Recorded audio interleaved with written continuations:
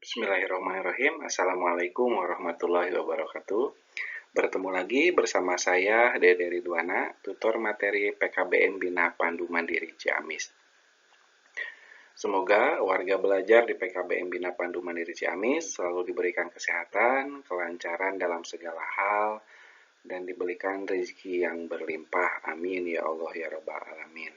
Pada pertemuan kali ini, kita masuk ke materi tentang cara-cara perkembangbiakan hewan. Berkembang biak menjadi salah satu ciri organisme. Dengan berkembang biak, organisme dapat menghasilkan keturunan baru dan menjaga kelestarian jenisnya.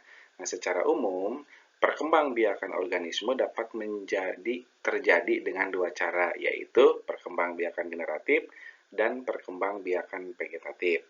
Perkembangbiakan tersebut tidak hanya berlaku bagi tumbuhan, hewan juga mengalami perkembangbiakan secara generatif dan vegetatif. Nah, Bapak Ibu warga belajar semua, semua makhluk hidup itu pasti melakukan proses perkembangbiakan karena ini yang menjadi untuk menjaga kelestarian. Ya, misalkan kita sendiri selaku manusia, manusia selalu melakukan proses perkembangbiakan untuk mendapatkan keturunan dan menjaga kelestarian keturunan tersebut. Nah, pada perkembangbiakan generatif, yaitu cara perkembangbiakan secara kawin atau seksual, terjadi apabila sel kelamin jantan dan sel kelamin betina bertemu.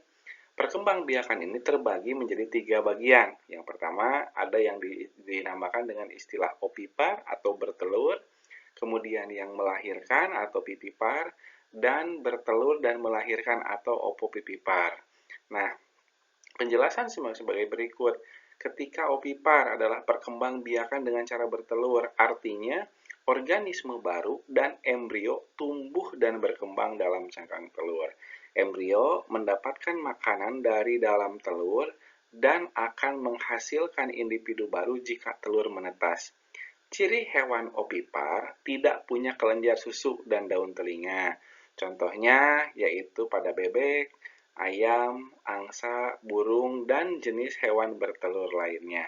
Nah, mungkin Bapak Ibu semua ada juga yang di rumahnya memelihara bebek ataupun ayam. Ya, ayam. Biasanya itu selalu bertelur ya, bebek, apalagi bebek bisa setiap hari, ayam kalau misalkan ayam khusus petelur itu juga sama setiap hari. Nah, itu salah satu contoh dari hewan ovipar. Kemudian hewan beranak atau dinamakan dengan istilah vivipar, yaitu perkembangbiakan yang dilakukan dengan cara beranak. Setelah pembuahan terjadi, embrio akan berkembang biak dan tumbuh dalam rahim betina. Selama di dalam rahim, embrio mendapatkan sumber makanan dari tubuh induknya. Ciri hewan vivipar mempunyai kelendar susu dan berdaun telinga. Tubuhnya dilindungi bulu. Contoh hewan vivipar adalah kucing, anjing, singa, sapi, dan lain sebagainya. Ya.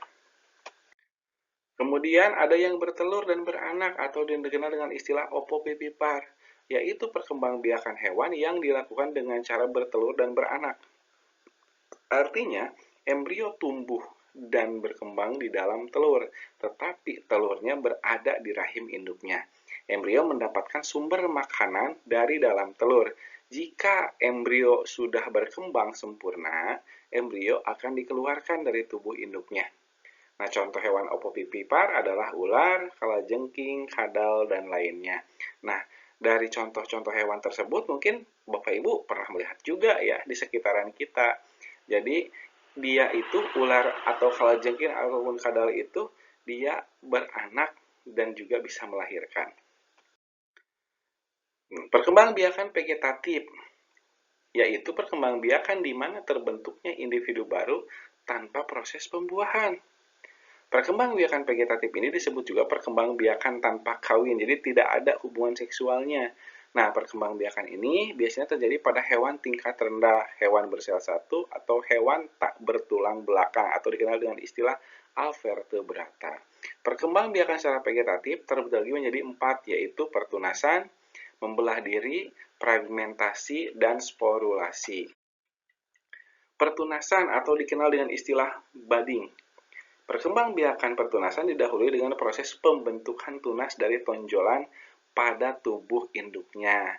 Contohnya yaitu pada hidra, obelia, koral, polip, ubur-ubur, dan cacing pita. Kemudian ada dengan membelah diri. Dengan membelah diri dilakukan oleh hewan yang bersel satu. Nah, inti sel akan terbelah menjadi dua dan diikuti pembelahan cairan serta dinding sel, kemudian menjadi individu baru. Contohnya, hewan yang membelah diri adalah Paramecium sp dan Amoeba sp. Apa itu Amoeba sp? Amoeba itu bisa dikatakan sebagai bakteri, ya, sebagai bakteri. Nah, contoh hewan yang berkembang biak dengan fragmen. Kemudian ada dengan istilah fragmentasi atau potongan tubuh induknya sehingga menjadi individu baru. Nah, contohnya apa di sini? Ada cacing pita dan cacing pipih. Kemudian ada sporulasi, yaitu perkembangbiakan dengan cara pembelahan sel dari satu sel menjadi banyak melalui pembentukan spora. Contoh hewannya yang berkembang biak secara dengan sporulasi yaitu Plasmodium sp. Nah, Bapak Ibu, itu materi yang bisa disampaikan pada kesempatan kali ini. Semoga bisa bermanfaat untuk kita semua. Dan jangan lupa Bapak Ibu untuk mengerjakan penilaiannya supaya mendapatkan hasil yang maksimal. Itu saja Bapak Ibu yang bisa disampaikan. Akhir kata, wassalamualaikum warahmatullahi wabarakatuh.